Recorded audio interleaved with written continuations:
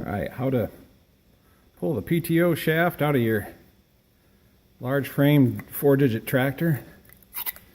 There's just a metal cap right here. Get out of that with a screwdriver, pop it off, pick it up, and you will see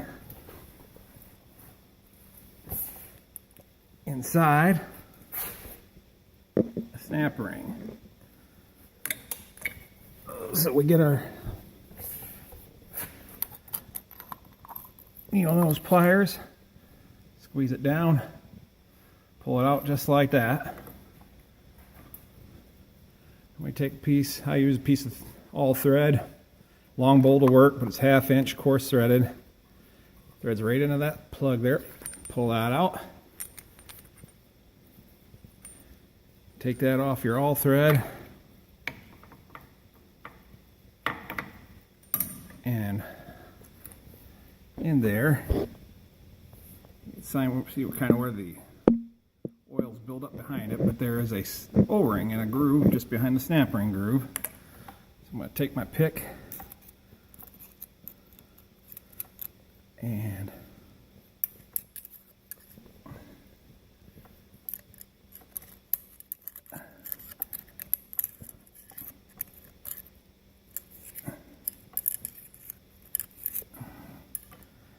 my light again. Oh, I've got it out of the groove. Now I just gotta. But if you don't get this O-ring out, you'll be slamming the shaft against it, wondering why in the world won't my shaft come out. Okay. Now we take our all thread again, and the shaft in there has the same threads in it. Screw it in. Pull her on out. Yep. Now, typically, this is where you're gonna get to here, and you're all, why won't it come out? And since I have the hydraulic unit off from this one, I can show you why. You got splines up here that drive your hydraulic pump, and you have splines back here that drive the drum for the PTO.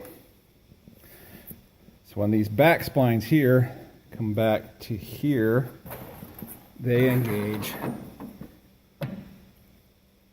the splines that are inside of here, where if you used an engine speed RPM PTO shaft, they would be engaged in there. So you're trying to get those splines there, which now can't turn. At the same time, we've got the splines that drive the hydraulic pump trying to engage the clutch spider. And if it ain't lined up, and the splines ain't lined up in the same spot, it's just going to bounce. Some guys will take a impact, put a bolt on here, and lock it on, and then you just kind of keep pulling on it while it's running the impact. And that shakes stuff around enough inside where eventually the splines will jiggle around and line up. Generally what I do is shove the shaft all the way back in until it gets into the flywheel, and I put a pair of channel locks or something on this shaft and just give the PTO shaft just a slight turn once this is all the way, which it isn't all the way back in. Once that's all the way back in, and that lets the, see if I can get that in there. Channel locks, got them on there. And you'll see where the drum doesn't turn, but the clutch spider does. That just helps. These splines here are being held stationary, whereas these are turning, and all you're doing is just trying to hopefully get lucky and line them up. I didn't. Since I've got the cover off, I'm going to basically cheat and turn that a little by hand.